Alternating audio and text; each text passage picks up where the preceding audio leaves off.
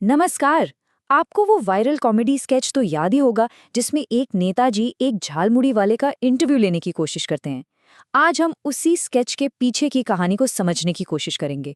मतलब हंसी मजाक के पर्दे के पीछे ये वीडियो आज की राजनीति और मीडिया पर असल में क्या कह रहा है। तो चलिए इस पूरी स्क्रिप्ट की एक एक परत को खोल कर देखते हैं। कहानी का सबसे जरूरी हिस्सा बस ये एक लाइन है, स्क्रिप्ट से बाहर काहे जा रहा है रे। ये सिर्फ कैमरे के पीछे से आ रही एक डायरेक्टर की झल्लाहट नहीं है, नहीं, ये इस पूरे तमाशे की बुनियाद है। यहीं से एक बनाई हुई दुनिया और असलियत का टकराव शुरू होता है और हमें पता चलता है कि कैमरे पर जो दिख रहा है वो उतना सीधा साधा है नहीं। तो कहानी का पहला एक्ट सीन कुछ ऐसा है, बंगाल की कोई गली, एक सीधा सीधा झालमुड़ी वाला अपना काम कर रहा है और एक नेताजी हैं जो आम आदमी से जुड़ने की एक कह सकते हैं कोशिश कर रहे हैं। पहली नजर में तो लगता है कि वाह कितना अच्छा पल है ना, एक नेता जमीन पर उतरकर लोगों की सुन रहा है। लेकिन क्या ये वाकई उतना ही नेचुरल है जितना दिखाया जा रहा है? असल में कैमरे के पीछे की कहानी बिल्कुल अलग है।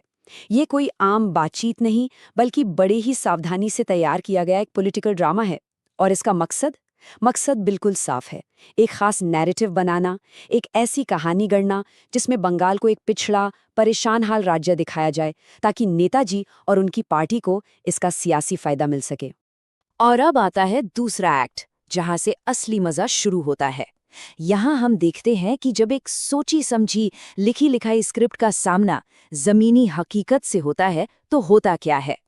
ये सिर्फ कॉमेडी नहीं है, ये तो मानो एक झालमुड़ी के ठेले पर लड़ी जा रही विचारधारा की लड़ाई है। तो पहला टकराव होता है रोजगार के मुद्दे पर।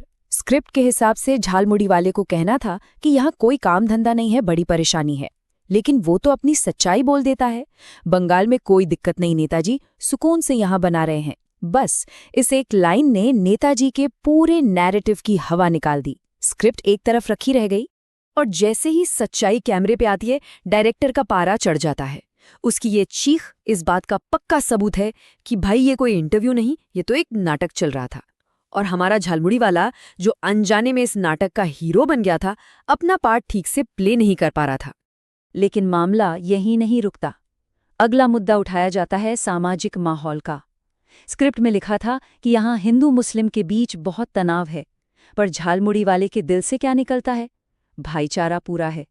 एक बार फिर प्रोपेगेंडा की बड़ी सी दीवार को सच्चाई की एक छोटी सी बात ने गिरा दिया।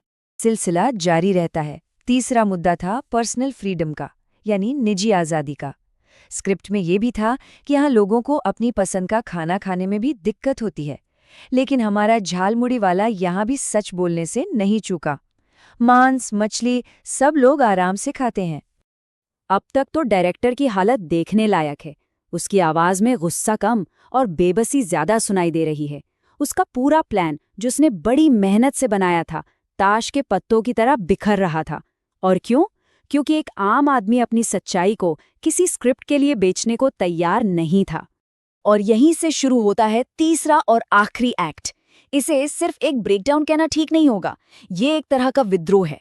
अब झालमुड़ी वाला सिर्फ एक किरदार नहीं रहा, वो अब इस खेल का खिलाड़ी बन गया है और कहानी का कंट्रोल अपने हाथ में ले लेता है।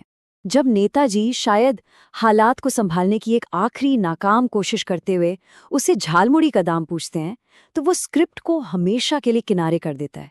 अब वो झालमुड़ी नहीं बेच रहा, अब वो देश की अर्थव्यवस्था पर सीधी सीधी टिप्पणी कर रहा है। स्केच का एक सीन है जिसमें मजाक मजाक में झालमुड़ी की कीमत कभी 300 तो कभी 600 रुपए बताई जाती है। ये एक कॉमिक मोमेंट था, लेकिन झालमुड़ी वाले ने इसे एक मौके की तरह इस्तेमाल किया। उसने इस बेतुकी कीमत को असली आर्थिक मुद्दों पर बात करने का जरिया बना लिया।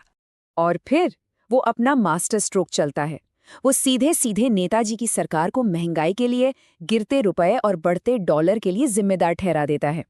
इस एक लाइन से वो सिर्फ स्क्रिप्ट नहीं तोड़ता, वो इस पूरे पॉलिटिकल स्टंट की धज्जियां उड़ा देता है।